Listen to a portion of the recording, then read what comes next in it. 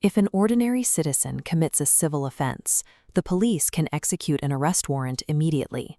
But if that person is a member of the Indian Parliament, the officers at the gate are legally blocked. Inside those gates, that same member can launch a blistering attack against the highest levels of government, or even criticize the conduct of judges, with zero risk of facing a defamation lawsuit in any court. The Sunside Bhavan is an architectural landmark. Constitutionally, it operates as a fortified engine, granting its members calculated layers of protection and procedural leverage to hold the executive branch accountable. Welcome to New Careers Academy. Since 1967, we've trained the next generation of defense officers to master the exact mechanics of the state they will serve. Clearing the UPSC, NDA, CDS, or CAPF examinations requires moving past the rote memorization of constitutional articles. You have to understand how the internal, tactical machinery of Parliament actually turns.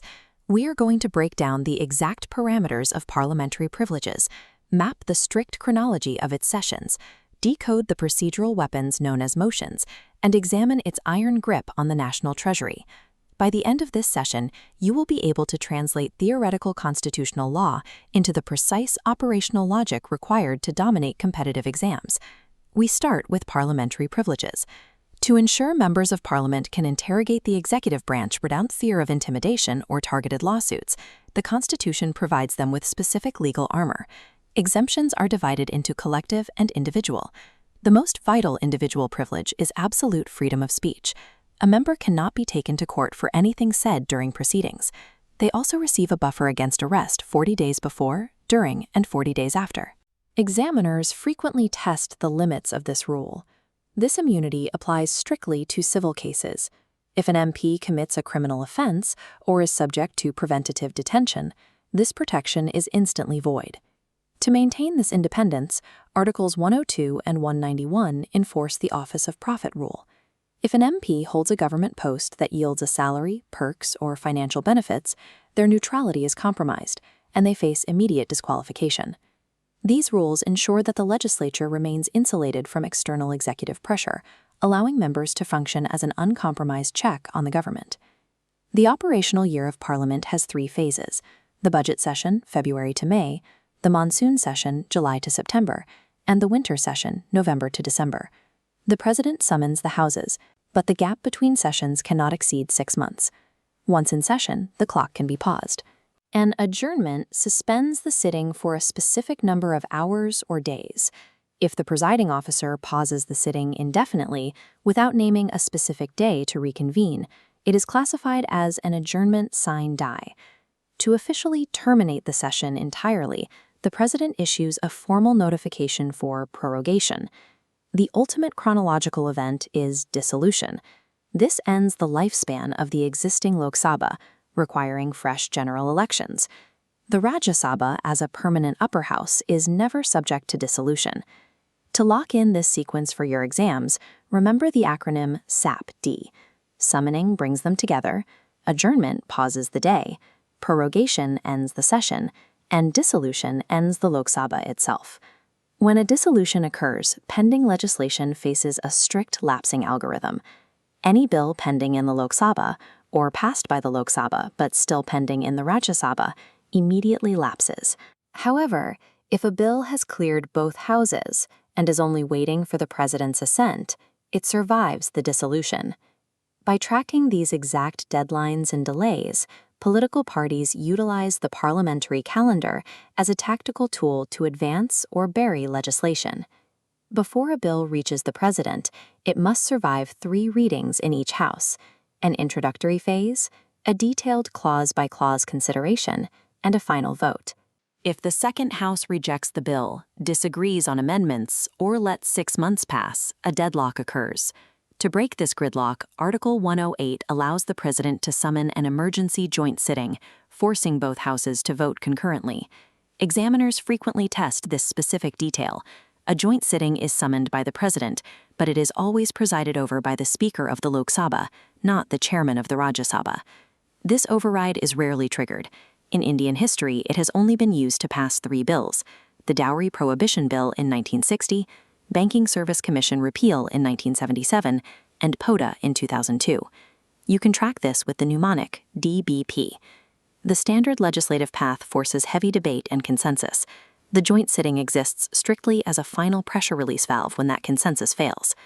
On a daily basis, members of Parliament rely on highly formalized motions to interrogate the executive and force public accountability.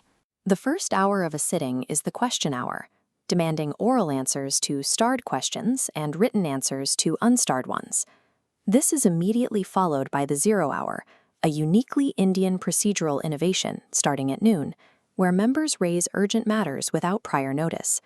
Substantive motions are standalone proposals. Substitute motions offer alternatives. Subsidiary motions depend on existing proceedings. To end debate, members use closure motions. Simple stops at flat. Compartments group clauses. Kangaroo skips to vital clauses. And guillotine forces a vote on undiscussed items. The two most aggressive tactics target the Council of Ministers directly. A censure motion reprimands the government for specific failures.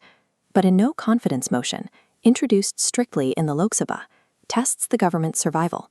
If passed, the entire Council of Ministers must immediately resign. These are precise procedural mechanisms designed to halt debate, extract information, or entirely collapse a sitting government. The ultimate leverage the legislature holds over the executive is absolute control of the national treasury. Not a single rupee can be withdrawn without parliamentary authorization. State finances have 3 accounts: Consolidated Fund for Revenues, Public Account for Deposits, and Contingency Fund for Emergencies. Parliament strikes back using cut motions. PET. Policy cut reduces demand to 1 rupee. Economy cut reduces a lump sum. Token cut reduces 100 rupees. Because the full Parliament lacks time to audit every rupee, they deploy standing committees. These are smaller, specialized units conducting rigorous, nonpartisan financial reconnaissance.